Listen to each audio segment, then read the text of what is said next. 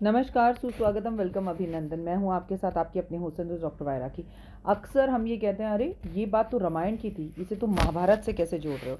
अक्सर हम ये कहते हैं कि ये बात तो उस ज़माने की है, इसे ज़माने से मत जोड़ो, ये तो कलयुग चल रहा है, ये कोई सतयुग की बात तो है नहीं। अक्सर आपने लोगों को ये बातें कहते सुनते सुना होगा, लेकिन क्या आपको पता है कि राम जी को राम होकर वनवास क्यों जाना पड़ा, अपनी पत्नी से दूर क्यों होना पड़ा?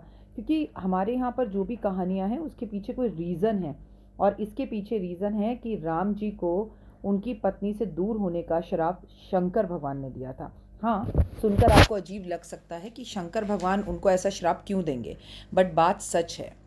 बात उस टाइम की है जब सती अपने पिता के घर यज्ञ में पहुंची और उनके पिता ने शंकर भगवान के लिए कुछ उल्टा सीधा बोला, तो सती ने उसी हवन कुंड के अंदर कूदकर अपने प्राण त्याग दिए। और जब शंकर भगवान को ये बात पता चली तो शंकर भगवान जी उस यज्ञ में पहुँचे, सती के पिता और बहुत सारे लोगों का वध कर दिया और जलती हुई सती को हवन कुंड से बाहर निकाला और निकालकर उसे लेकर पूरे ब्रह्मांड में जो है तांडव करने लगे, हाथ में पकड़ के रोने लगे, परेशान होने लगे। सभी देवी देवता विष्णु जी के पास गए और बोले कि अगर भगवान शंकर सती को लेकर रोते ही रहेंगे, उनके वियोग से बाहर ही नहीं निकलेंगे, उन्हें भूलेंगे नहीं, तो सृष्टि का तो नाश हो जाएगा, कुछ करो। तो विष्णु भगवान गए, अपने चक्र से उन्होंने सती के अलग अलग टुकड़े कर दिए, जो अलग अलग पीठ के रूप में हम जानते हैं कि जहाँ उनकी आँख गिरी वहाँ नैना देवी हो गई, है ना। तो इस तरह से हम उनकी पूजा करते हैं।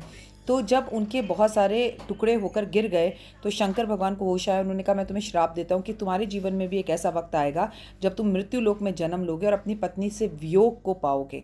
लेकिन जब शंकर भगवान को होश आया, सती के प्यार के भाव से बाहर निकले, तो विष्णु भगवान ने उनसे माफ़ी मांगी। तो भगवान ने कहा, अब तो मैं श्राप दे चुका हूँ और मैं अपने श्राप को वापस नहीं ले अब तो मैं श्राप दे चुका हूँ और अब मैं श्राप वापस नहीं ले सकता, लेकिन मैं एक वरदान तुम्हें देता हूँ। मैं स्वयं उस जीवन में जब तुम राम बनकर या अपनी पत्नी को खोगे, उस टाइम पर तुम्हारे साथ स्वयं एक सेवक बनकर रहूँगा, हनुमान का रूप में बन के रहूँगा और तुम्हारी सेवा करूँगा और तुम्हारे ऊपर आने वाले कष्ट और तकलीफ़ों से तुम्हारी मदद करूँगा, और मेरी वजह से ही तुम अपनी पत्नी को वापस पाओगे और विजय प्राप्त कर सकोगे।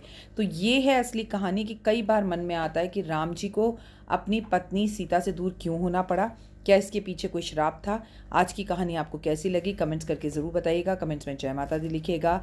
आप अपना और अपने का पूरा ध्यान रखिएगा। आपका दिन शुभ हो। संयम संयम दिन भागते जा रहे हैं और हम अब आ रहे हैं नए साल के बहुत सारे नज़दीक।